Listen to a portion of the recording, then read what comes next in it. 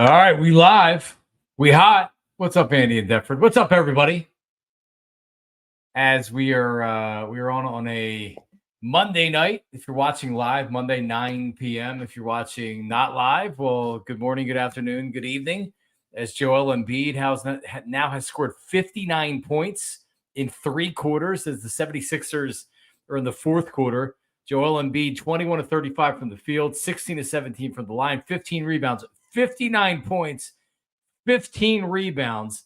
76ers lead the Spurs 108 to 91. They battle with Wembayama, who has 28 points.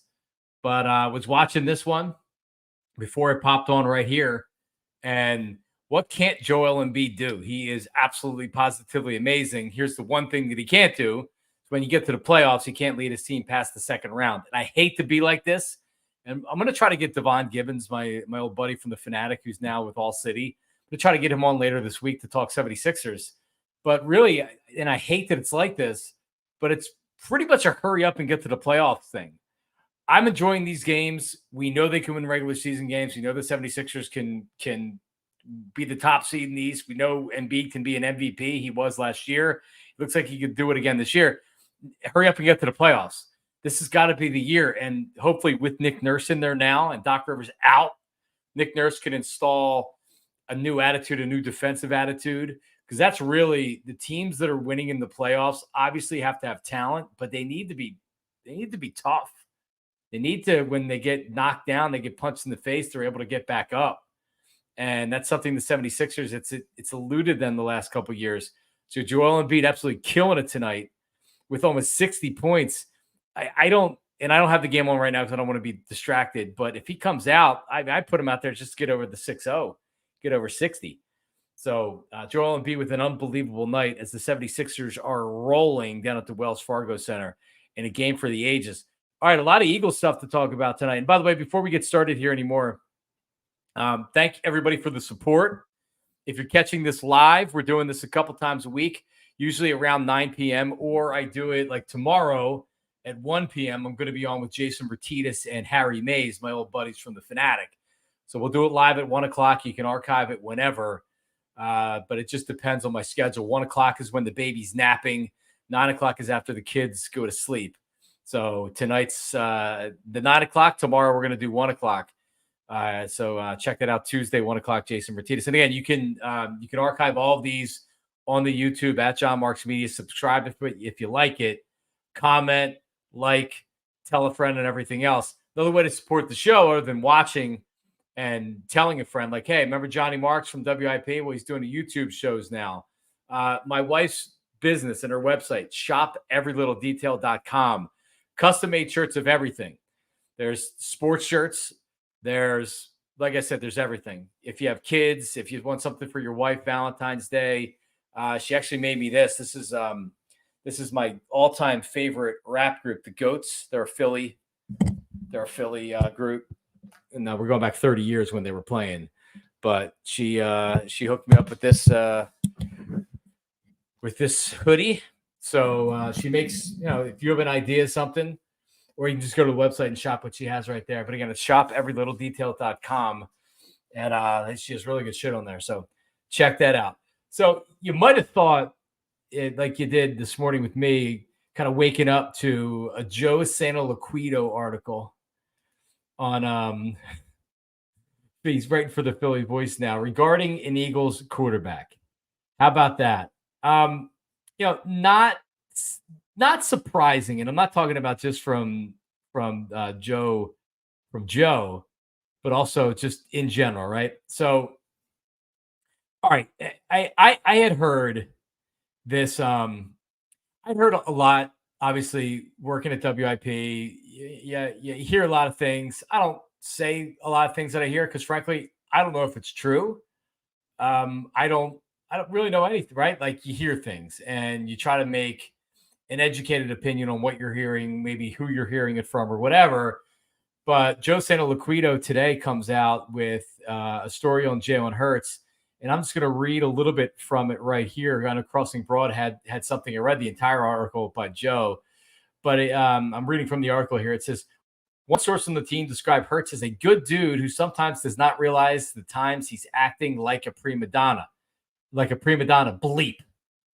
We'll use the word jerk. Multiple sources close to and inside the Eagles confirmed this. Teammates wanted to include him in functions. Hurts would wave them off. He's been described as detached, stoic, isolated, unapproachable. It was emphatically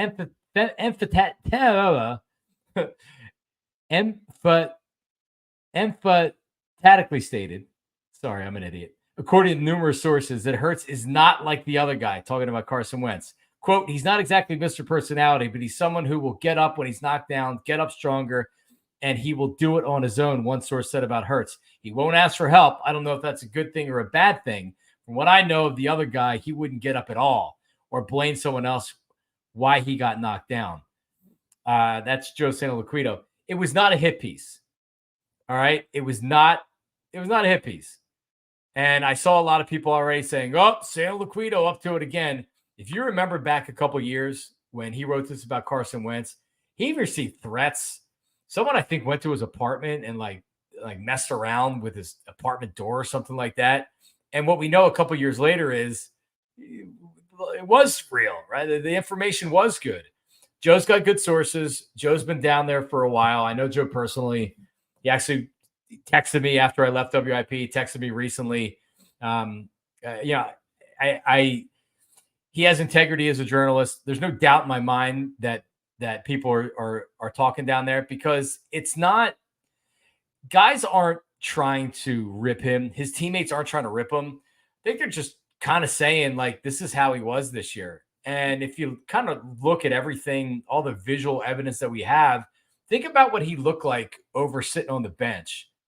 No expression, not talking to anybody, right? Like, people want him to rally the troops and things like that, talk to his teammates. He just didn't see any of that.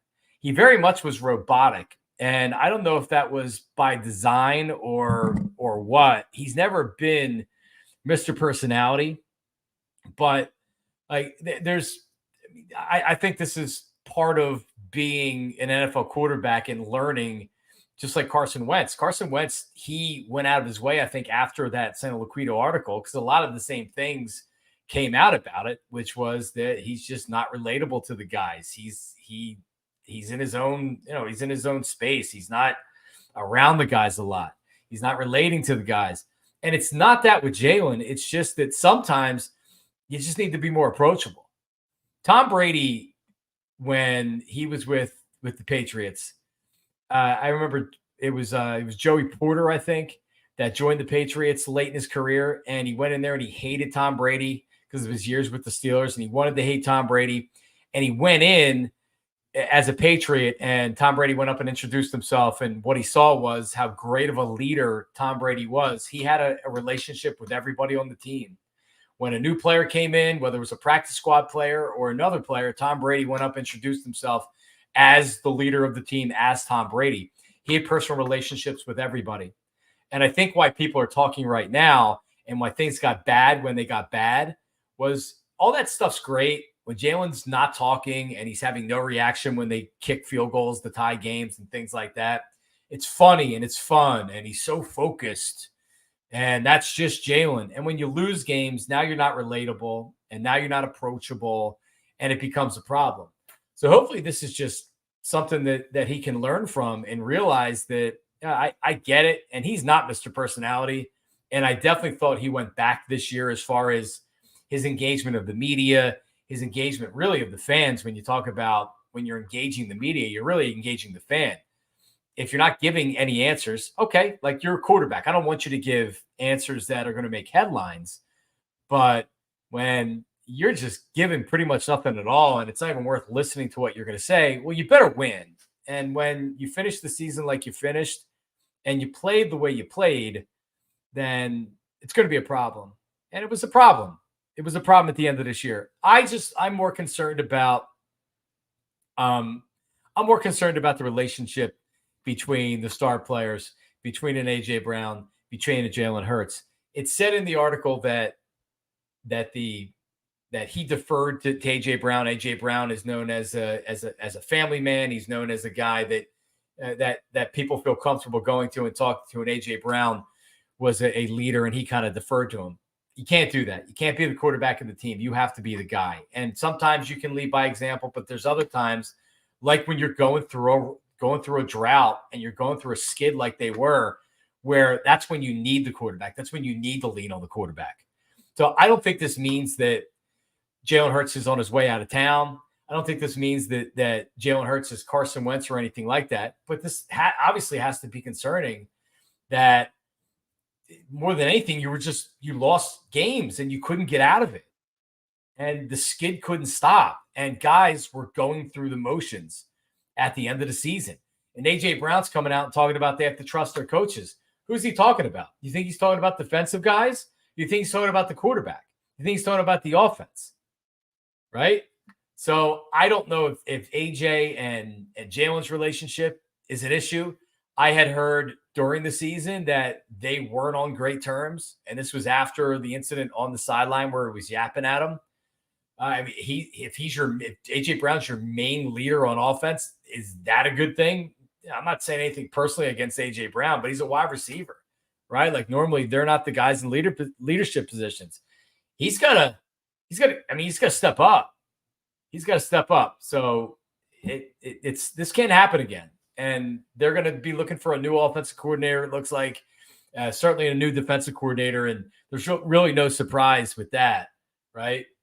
I saw when it came out when they're like, report, Sean Desai fired by the Eagles. Yeah, he got fired by the Eagles at the end of the season when they demoted him.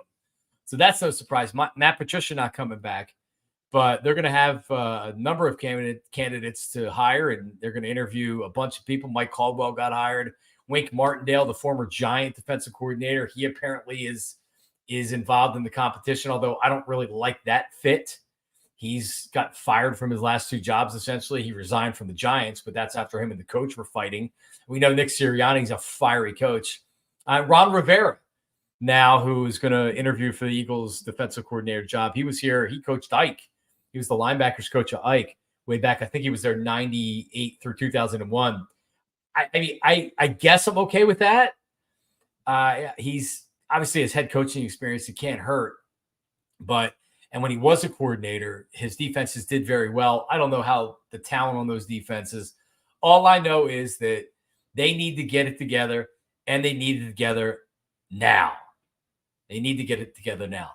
Yeah, so Andy brings up a good point. And I'll show some comments here. Martindale's blitz. He needs blitz linebackers. Yeah, he pretty much needs a 3-4 defense. I don't think it's a good fit either, unless you're ready to turn over your personnel, which, by the way, maybe you are. Maybe you realize this defense sucks and you want to do something different. But you certainly need to bring in veteran guys, but I don't need retreads that have failed before. Jim Bob Cooter, which would be fun to bring him in just so you can say his name over and over again, Jim Bob Cooter. He's being talked about on offense. Here's the reality of it. Nick Sirianni is an offensive head coach, and if you can't rely on him to do some heavy lifting on offense, then I'm not so sure you have the right head coach. He's not a defensive head coach. He's an offensive head coach. He doesn't have to call the plays. But when he struggles to stop a skid, and that offense looks as pathetic as it looked, and it looked pathetic, then that's not good. And maybe Nick Sirianni, I said this last night on the show, maybe Nick Sirianni has earned another year based on what he did last year and starting the season 10-1. That's all well and good. And he might have had ideas. And I'm sure that when he met with Jeffrey Lurie, he had a lot of ideas. He was trying to save his job. I don't know if he's getting another head coaching job, Nick Sirianni, after here. But, I mean, you can have confidence that you can turn this around. And I just frankly don't know. I don't know if this is his offense and he's the head coach and he's not calling plays, then what the hell's the point of having his offense? So, and also Jalen really regressed this year. He really, really regressed. So it's a matter of, was it because of the lack of a chess player in the Eagles coaches that Brian Johnson, I thought they're going to keep Brian Johnson too. Up until yesterday, I'm like, oh, there's not a lot of talk about Brian Johnson being gone. Well, it looks like Brian Johnson's going to be gone. And then And what happens on the defensive side of the ball, that's out of Nick's realm. So that's what I'm saying. Like, he needs to be more involved in the offense. And if he can't be more involved and more influential in the offense, I don't know what to tell you. It's his offense. His offense looked like shit this year. So it's pretty crazy to think that 10-1, we're on top of the NFL, we're on top of the football world. I'm pinching myself, literally saying it on the air. I don't know how to act with any of this. This is what I'm not what I'm used to as an Eagle fan, for sure. And just like that, boom, lose 5 of 6, get smoked by the Bucks in the playoffs. By the way, Bucks seem to look very good against the Lions as well. So it shouldn't be surprised with the way the Eagles finished the season. You shouldn't have been surprised with the way they lost that game against Tampa Bay. So a lot of comments coming in here. Sean O'Neill says that San Luquito mentioned that Nick spent a lot of time coaching the coaches. Well, you know what? If you have to spend so much time coaching the coaches, then you probably have the wrong coaches, is what I would say with Sirianni. Does he need to call plays, Nick Sirianni? Well, part of the problem, if you're relying on a play caller that's not your head coach, is that once you're successful, like Shane Steichen, then you move on to a head coaching job. Now you're relying on bringing on another offensive coordinator, or Nick Sirianni's going to have to start calling plays. So if Jim Bob Cooter comes in this year and he's the offensive coordinator and the Eagles get back to having a dynamic offense, Jim Bob Cooter, although I don't think you can hire him as a head coach with that name, but Jim Bob Cooter, in theory, could be a head coach. Now you're left searching again for an offensive coordinator, and you're going to see it with you're going to see it up in Detroit with their offensive coordinator. He's going to get a head coaching job. My buddy Bill says the problem is, even at 10-1, they were trying to tell us who they were and ignoring all the winning. Well, I mean, you're right. See, here's the thing. At what point, and doing radio 5 days a week, and through the first 3 games, the first 5 games, I remember, and people just wanted to shit all over me because I was one of the people that were like, they're winning these games, but they don't really look all that good. The passing offense doesn't look good. They're fortunate that they're winning these games, and they're fortunate they're winning these games. And the counterpoint is, but they're winning the games. That's all that matters. And after a while, when you're finding a way to win these games, it's true. Right? They're finding ways to win games. And it's not like they were just beating up on bad teams. They started that gauntlet by winning those first 3 games. And yeah, they were fortunate to win some of those games. They also won those games. They went back and forth with the Bills. That was a hell of a game. They were fortunate to win the Cowboys game. But they were finding ways to win games. So like, at what point, as somebody that's on the air for 20 hours a week locally, do you have to stop shitting on a team as they're winning? And it got to that, to where you just had to be like, well, man, listen, I thought it was going to come back to bite them. I thought all along that once you get in this gauntlet and you start playing the better teams, that if you keep playing like this, if you turn the ball over, if your defense plays like this, if you can't run the ball, if the coach continues to make strategical errors, you're going to lose. But they kept winning games until they hit that 4th game of the gauntlet. Boom, boom, boom. And then you go on the run, and then the season's over. So Joel Embiid has gone over 60 points. 65 points for Joel Embiid. When have we ever seen anything like this before in this city? Iverson never did this. As talented as Allen Iverson was, and he was fantastic. And I that was like right in my sports prime.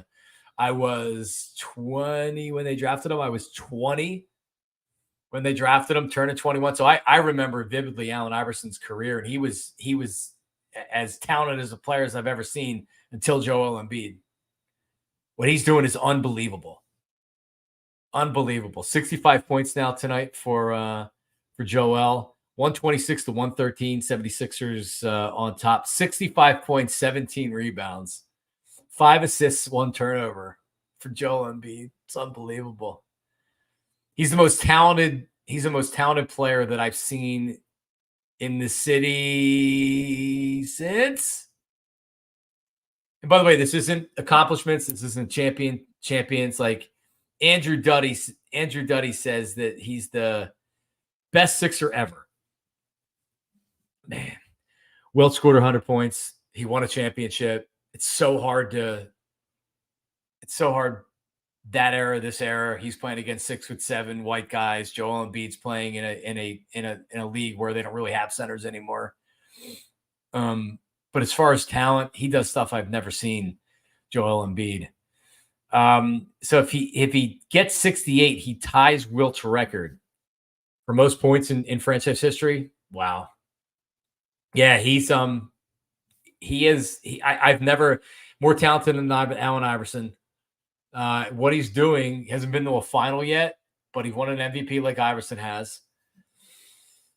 Man, we all know what he's lacking. He's lacking the accomplishments. He's lacking the accomplishments of playoff success. And AI might have just done it once, but he still did it once. And it would be a damn shame to think that he would leave this city and have to go somewhere else without winning anything, even getting to a final. Moses, but Embiid will pass him very soon.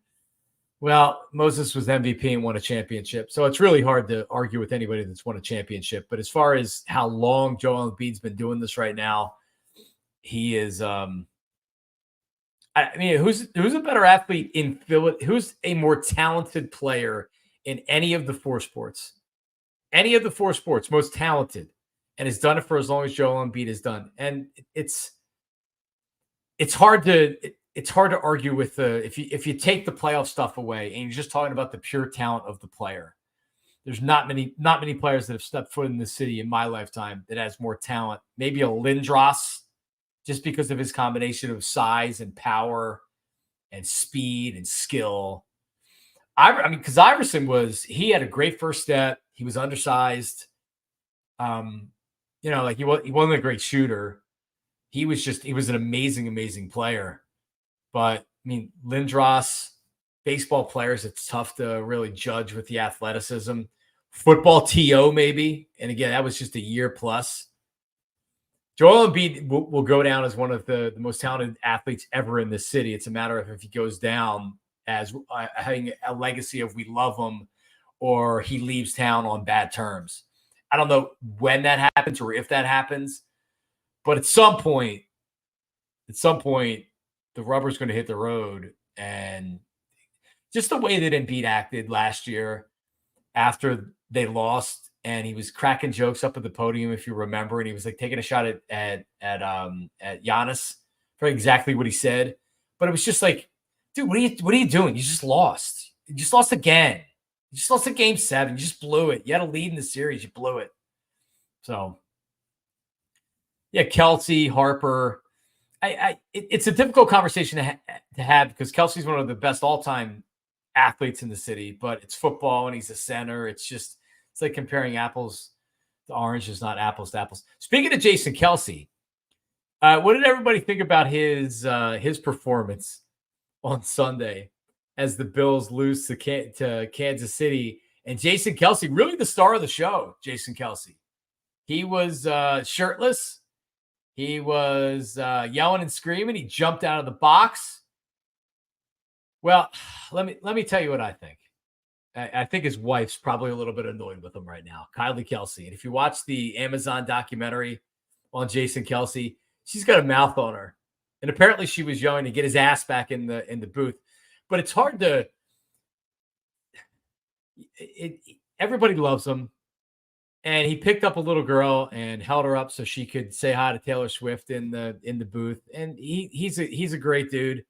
He's also a 36-year-old guy that had his shirt off at the Bills game, and he was in a box and he was yelling and screaming with his shirt off. You don't see that very often. So, yeah, I guess he did wear a Mummers outfit at the parade and gave that speech. So I guess it's on par for him, but it didn't look like the Kylie Kelce was necessarily all that was all that happy about it. But he was something else. He really was. Yeah, I mean Taylor Swift. Good point. Taylor Swift was you barely even saw her. When you look at all the recaps of the game, Jason Kelce stole the show.